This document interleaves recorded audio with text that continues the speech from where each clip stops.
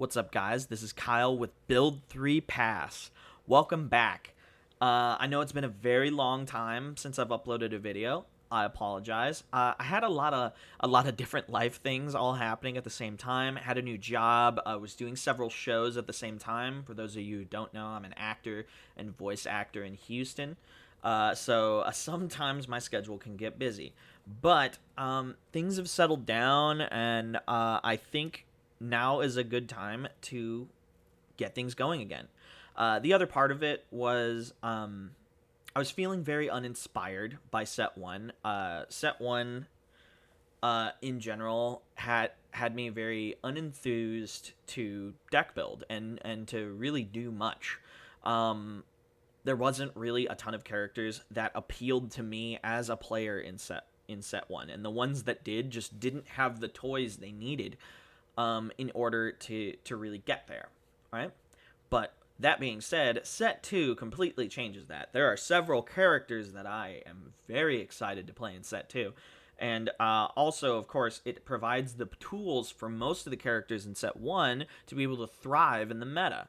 So with that being said, let's move on to our deck profile. This is Mineta 2 dot. I know what many of you are going to say. Trust me, I hate him too. As a character, Mineta is the worst, right? Mechanically, I love what he does within this game, because he falls into a subset in this game that I like to refer to as hate. And I'm not sure where I got that term. I know I got it from something, but I'm not sure. So hate, as I would define it, is a subset of control that says, instead of I'm controlling the game, but instead of controlling the game through saying no with some sort of counterspell or negation ability, right? I am controlling the game by taking things away, right? Whether that be taking things away by discarding cards out of the opponent's hand, by removing cards from the game, or by destroying foundations, hence Mineta being a hate deck, right? That is what Mineta does. He destroys foundations. It is probably my favorite way to play most games. I know in Magic I was a big fan of Mono Black, which is known for being a hate deck. It is the color with the most things that discard stuff. It's also the color with the most things that blow up mana, right? And Mineta is basically the definition of a mono black character in this game, for all you Magic players out there. But anyway, so what does he do? He's a 5-hander with 31 life. Again, another thing I love about him, I have always been a giant fan of the low hand size characters. I know a lot of people say life doesn't matter, but let me tell you, life matters, right? If you're a 7-hander, you are instantaneously on a clock against a deck that, for example, plays a lot of throws, right? Right? Life matters. Wasting away your life is potentially game ending. And so acting as if as if life doesn't matter until it's the last life, I think is just foolish, personally. Yes, sometimes it can not matter really what your life is, depending on what the matchup is, whatever. But I think having a high life total is an extreme advantage, and that's the one thing that I think Nomu really has going for him, which is why I think he's really good. And so anyway, moving on. Well, that's why I think Nomu is that's the one thing that I think makes him somewhat good, right? Anyway, sorry, moving on. He's a 5-hander with 31 life. He says, enhance once per turn. Your opponent adds one of their foundations into their card pool, and then if it is their turn, they may build the top card of their deck face down. That ability is extremely good. It's just a straight D build on your turn, and it is a really solid disruption ability on the opponent's turn. All around, just a truly nasty ability. And I think that's really why they made him a 5-hander, is because that ability is so free. So there's that. And then he also says enhance discard a momentum to reduce this attack's speed to 0 and draw a card. That ability is very good. It allows him to circumvent his 5 hand size, which is really important for a 5-hander. You either need to circumvent the 5 hand size or you need to hardcore slow the game down, right? And Mineta is doing both. He is slowing the game down and he is circumventing his hand size. So that just makes him a very, very solid 5-hander. So that is the character.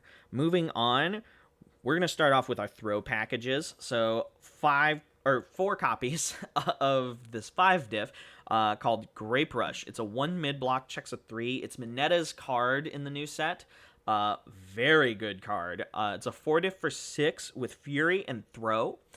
If there's a card in the opponent's pool, so if you're playing Mineta, you get to draw a card, circumventing your hand size once again, and then it says Mineta Enhance, so only Mineta 1 and 2 can use this Enhance. It says Mineta Enhance, if this attack is below printed speed, it gets 2 damage and Throw. That ability is extremely powerful in this card, because you have several foundations in this deck that can reduce the speed of this card, and on top of that, Mineta himself can do it, right? Reducing the speed of this card with Mineta is certainly an option, because you get the momentum back, right? So, the card's just all around really good. I wouldn't run, honestly, either Mineta without this card.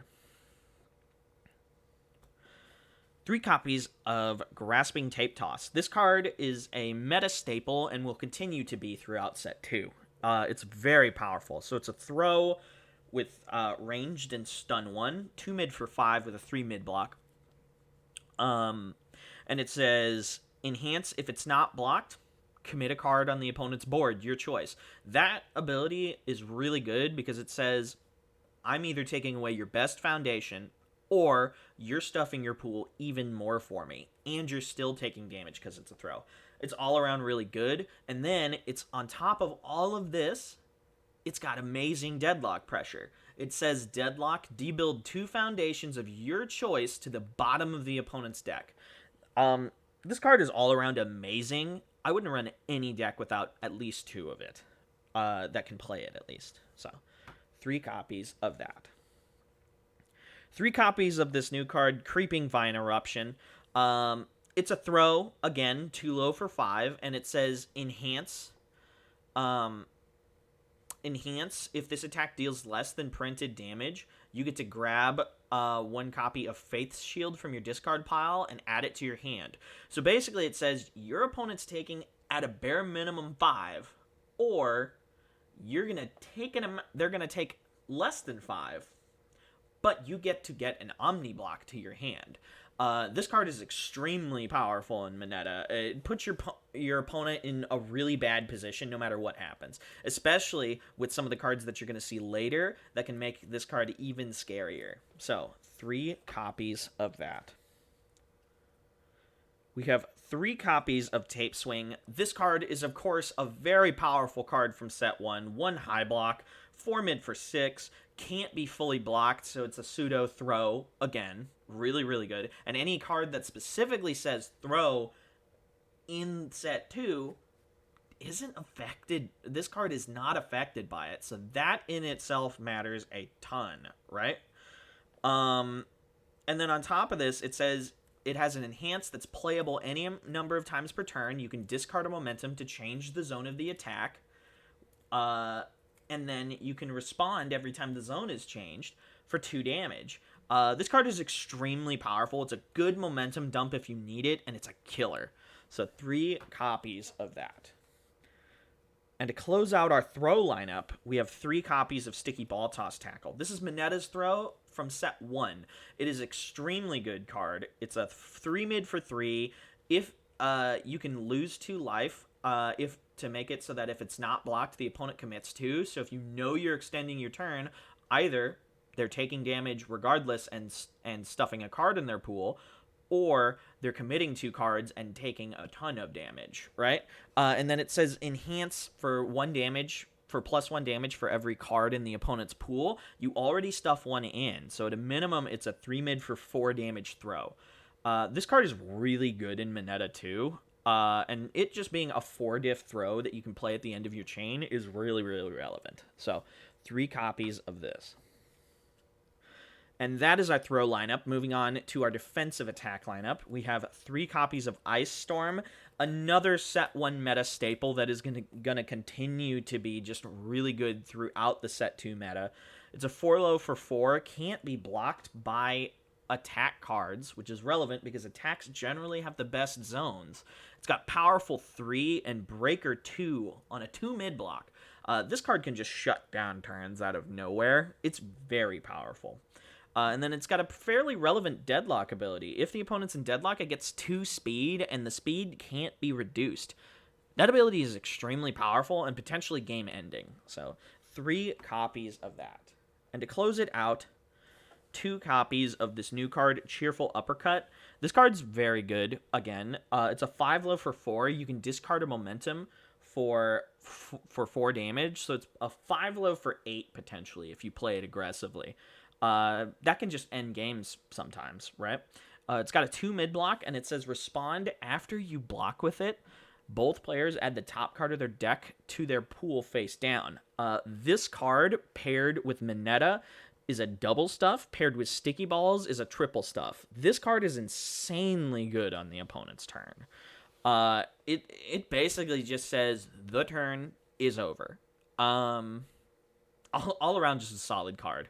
So 2 copies of this. And now we will move on to our foundation lineup because we have no actions or assets in this deck for the time being. When some of the newer cards come out, we're definitely going to have an asset. So 4 copies of Sticky Balls. This card, of course, is a set 1 staple. Basically, every deck in set 1 was running 3 or 4 of it, and I don't think that really changes come set 2. Every deck that can play it is probably going to continue running 3 or 4 of it.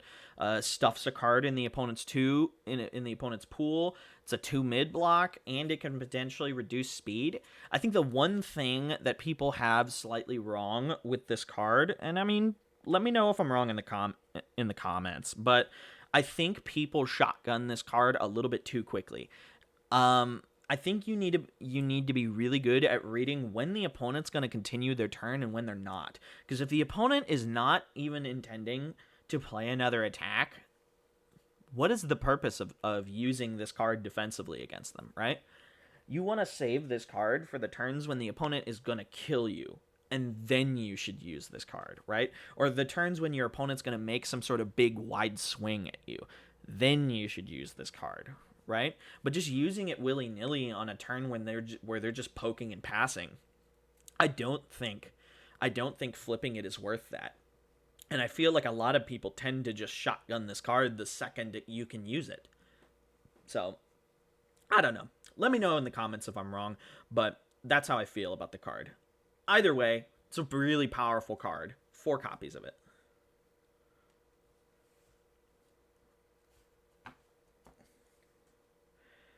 And 4 copies of Faith's Shield. It says enhance, enhance remove. No, it does say destroy. Sorry. Enhance destroy. This charge or stun attack gets -2 damage, so that can be relevant if you're forced to build it. But really what we're running this for is the response. It says respond, remove. This attack deals no damage, and you flip it. It's a 3 mid block, so yeah, but you can reduce speed to 0, so that doesn't really matter. And it checks a 4. The card's insanely powerful. It basically tells Froppy, your turn's over. Your turn's done. Because you get to Mineta Enhance, stuff their pool. You get to respond, take away that attack, and then they have 2 cards in their pool right there that they have to leave there. They're stuck, right? And there's very little that Froppy can really do about that. Let alone if you manage to stuff anything else in their pool. So having this card is extremely relevant for that matchup, and also just because it can block anything and just say no damage and then remove itself so that it's not counting towards your progressive. It's a very good card. So 4 copies of that. And it's searchable.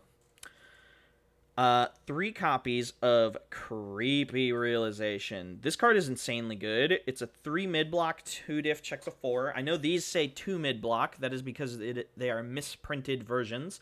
They are the XRs, the hollow versions. Sorry about that. But, or at least these two are. But it is a 3 mid block. And it says Enhance Commit. This attack gets plus X or minus X damage. X is equal to the number of cards in the opponent's pool. Again, really relevant ability. Aggressively, it can just end games out of nowhere, especially in a deck with a bunch of throws. And then defensively, it can just say, no, you are dealing no damage with whatever it is you're putting in. Normally, people run this as a 4 of. When I was trying to cut stuff, it was real hard to get this down to a 68 count deck. Yes, you heard that correct. It is a 68 card deck, but it doesn't matter because you don't need to see these giant strings all the time in this deck, right? So you just need to see like 1 or 2 attacks, get your poke in, build 1 or 2, and then move on and defend effectively. It's a long-term game plan. So 3 copies of this card. 3 copies of Walkling, turn anything into an Omni block, checks a 4, 3 high block. The card's extremely powerful. This plus Faith Shield plus a couple of the other cards you're going to see later on just makes it so that you're constantly taking no damage every time you block. It's really, really, really hard to kill this deck. The water symbol in general, but this deck especially because it's got so much disruption. So, 3 copies of Walkling. 2 copies of this new card, Defrosting. This card is insanely good. 3 diff, 2 mid block, checks a 5. It says Enhance, discard the top card of your deck, and you can either give plus 2 damage and minus 1 speed, or minus 1 damage and plus 2 speed. This card is insanely powerful. Because you can use it defensively, to just give that minus 1 damage if you know you're full blocking, or to give that, the minus 1 speed, or give the minus 1 damage if you know you're not blocking at all, right? And aggressively, the card just says, yeah, plus 2 damage on my throw, and if it happens to be the Mineta throw, that's the minus 1 speed right there. So it triggers, and I can give it the throw and the damage, right? So it makes the Mineta throw a 10 damage throw. This card is insanely good in this deck, so 2 copies of this. 2 copies of course, Rescue Completed, meta staple. It's a 2 low block, commit for plus 1 or minus 2 speed. Very relevant abilities. And then you can blow it up to untap 2 face downs if you need the 2 cards, right? All around, just a really good card. 2 copies of that. 2 copies of Making a Stand. It's another new card, 3 low block. Enhance Flip, discard a card out of the opponent's momentum. That ability is very relevant, especially with how many cards are coming out, or how many decks are coming that are going to be relying on having momentum. And then it also gives stun attacks plus 1 damage. You have several stun throw attacks in this deck, and so that also very much matters. So 2 copies of this card. 2 copies of First Villain Encounter. First Villain Encounter is, of course, another meta staple for water. It's got an extremely powerful deadlock ability on top of having a 2 high block. Flip, if your opponent's in deadlock, they debuild 2 of their cards into their pool. That ability is insanely powerful, and it basically says you build into deadlock, it's over, right? It's one of those cards that that potentially just ends the game when the opponent is put into deadlock, which is why I love this card.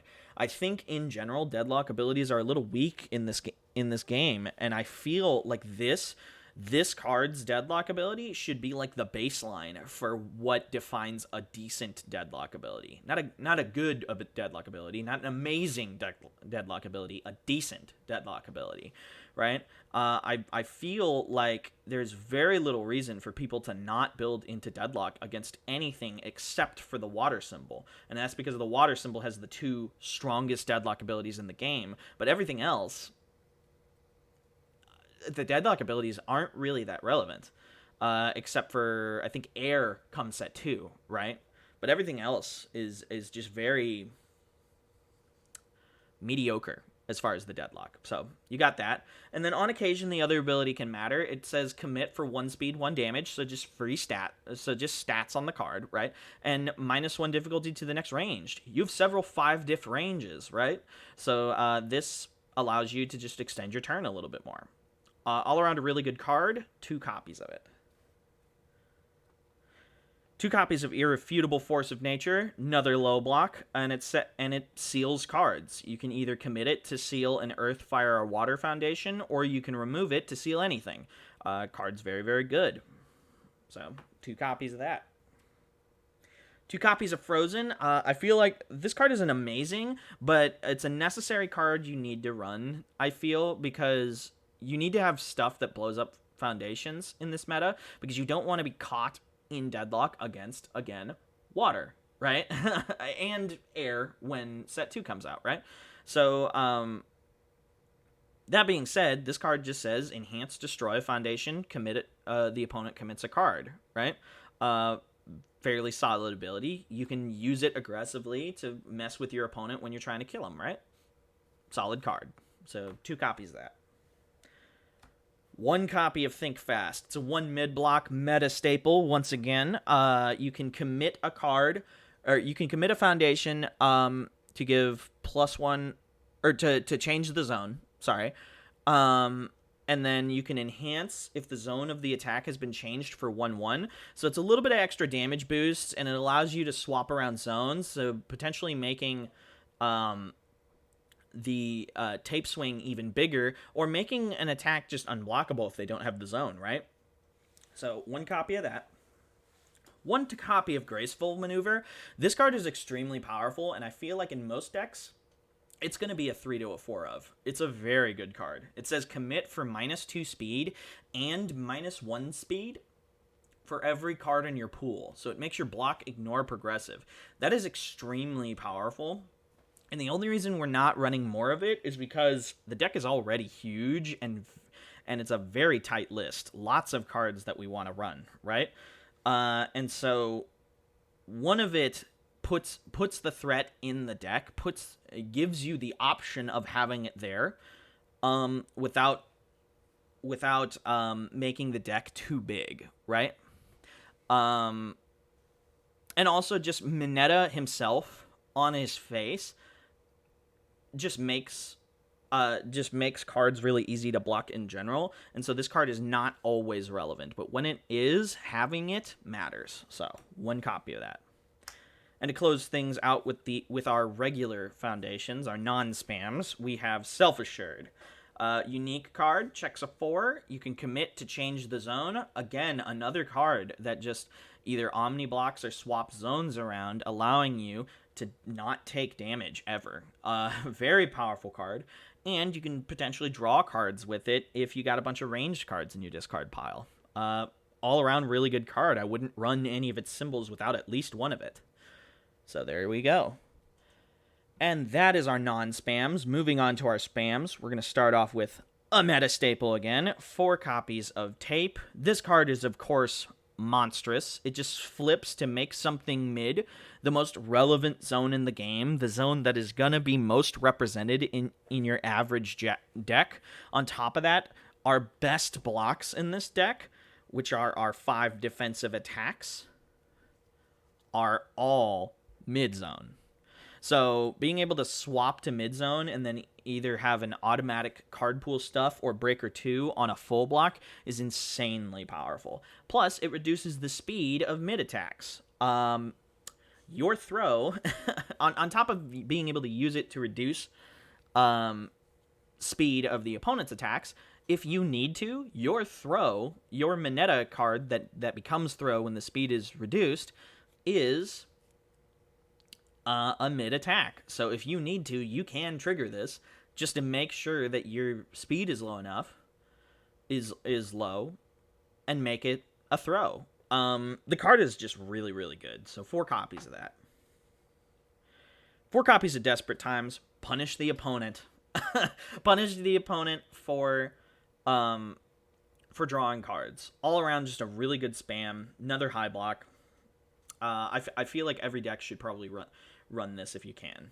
So 4 copies of that. 4 copies of Surviving the Final. This is Mineta's new card. It's a 0 diff, 3 high block, checks a 5, and it says enhance once per turn. This attack gets -1 speed. So it's a very good defensive card because it's free -1 speed, right? But then on top of that, you can use it aggressively, again, on your Mineta throw, allowing you to reduce speed so that you can give it throw and 2 damage, right? Just all around a really good card. So 4 copies of that. 3 copies of Struggling with Studies. It says enhance flip. If this is the 3rd or greater attack this turn that the opponent has played, you can add 1 card from your pool to your hand, allowing you to get that extra block into your hand when you need it and clear your pool a little bit. And it's selective, so it's that ability is just very good. It's another low block, which matters. And then it says respond before one of your cards would be flipped. Flip this card instead. If your opponent's playing Apathetic, this card can defend your Sticky Ball Toss Tackle and any other relevant card, really, against it, right? And against other cards, right? So having Struggling with Studies, I think, is a must-have in any deck just because of that, right? Let alone its other ability, which is also extremely powerful. So 3 copies of that. And to close out our spams, 3 copies of Gotcha. We have several cards that can commit stuff on our turn and on the opponent's turn, plus its relevant stun hate, +1 or -1 speed when it's committed during the enhanced step. It's a very good card, plus a 2 low block. Meta staple. So there's that. And that is our main board. Moving on to our sideboard, all right? 1 copy of Kamui Woods. While Eraserhead is not the most represented character in the meta, like was predicted for set 1 early on, he is still out there, and having something relevant to side in against him is very important for a character like Mineta, who is just straight up shut down by Eraserhead. Eraserhead is probably the character that absolutely hoses Mineta the most, right? Out of every character in this meta, it is Eraserhead that hoses this 5-hander Mineta the most, right? He can get there against him potentially game 1 because of the amount of throws that Mineta has, but that doesn't change the fact that Eraserhead just makes it really hard for this Mineta to play the game because he's able to shut down Mineta's turn or Mineta's face, right? So Kamui Woods is really good because he increases or decreases damage, which matters against a long string Eraserhead deck, and matters because you're playing a bunch of throws that the Eraserhead is basically gonna have to block. Otherwise, he's taking immense chunks of damage, and he readies himself when something is blocked, right? So you can potentially make your throws enormous with this Kamui, and he's a 7-hander that can defend himself very well. So 1 copy of Kamui. Next up, we have our 4th copies of these 3 throws/pseudo throws. When you sideboard into Kamui, you kind of want to take out the Cheerful Uppercuts because Kamui doesn't really take good advantage of Cheerful Uppercut because he can't stuff on his face, right? And you also want to side out 1 copy of Sticky Ball Toss Tackle because that card isn't as relevant, again, because you can't stuff on your face. Right? It's still a throw, so the other 2 are okay, but getting 1 out is preferable, right? And so just having these 4th copies of these throws makes your Kamui deck just a little bit better. 1 copy of Walkling. When you're facing that throw deck or something with a lot of a single zone, having that 4th Walkling in your sideboard is just important, right? Being able to side into a little bit more to be able to fight a deck like that is just very powerful. So 1 extra copy of Walkling. 2 more copies of Irrefutable Force of Nature. If there's something you have to seal, here it is, right? If you need more low blocks, here it is. All around, just a really good card. I think 4 between the main and the side is the way to go on this card, personally. 2 copies of that. And to close things out, 3 copies of Drowning in Resentment. You can flip it to give 2 damage to your stun attack. There are several stun throws in this deck, so that's relevant. But its main thing that we sideboard it for is that it says respond after a card would leave your pool due to an opponent's, or would leave your discard due to an opponent's non-character ability. You add the top card of their discard, I believe.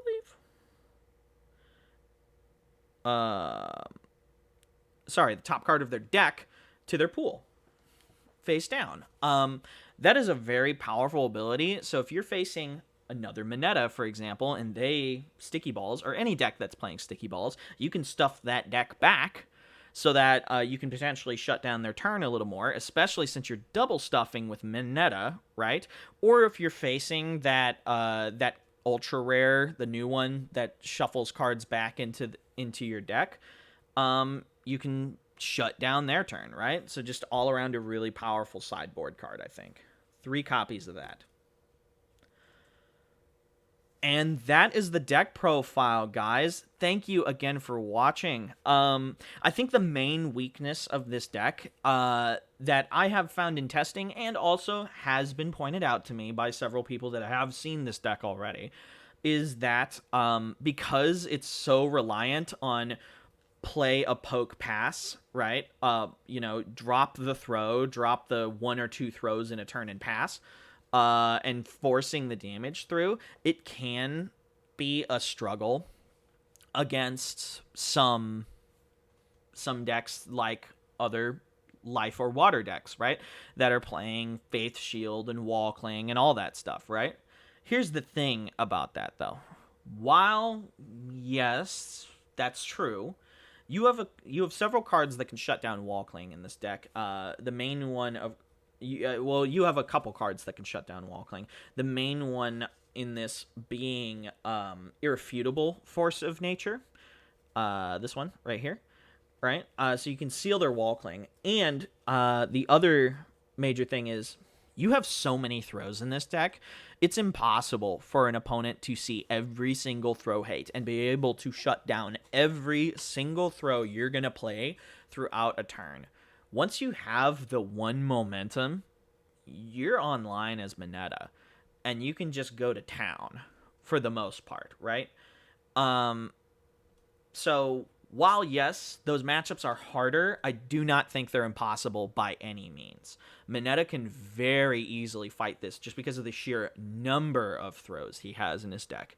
And this deck is not your normal deck. Because it is a defensive control hate deck, it is sitting here trying to play a really, really powerful, well-rounded defensive game and just do little pokes throughout the game and win by over time stacking damage, right? As opposed to playing some giant kill turn like, say, the bird, right?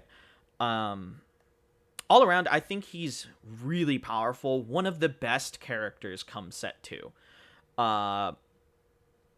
And I think seeing this deck profile, even for the many people that are not going to want to build this character, seeing it and knowing what's out there, and knowing it's here, and having the knowledge is going to be very important for when you sit across from this Mineta. You should know what this does, even if you don't like him. And for the people that do like Mineta mechanically, or even in the anime, because those people do exist, here's the deck profile, right? Anyway, thank you all for watching. Welcome back, and I'll see you next time, guys. Bye.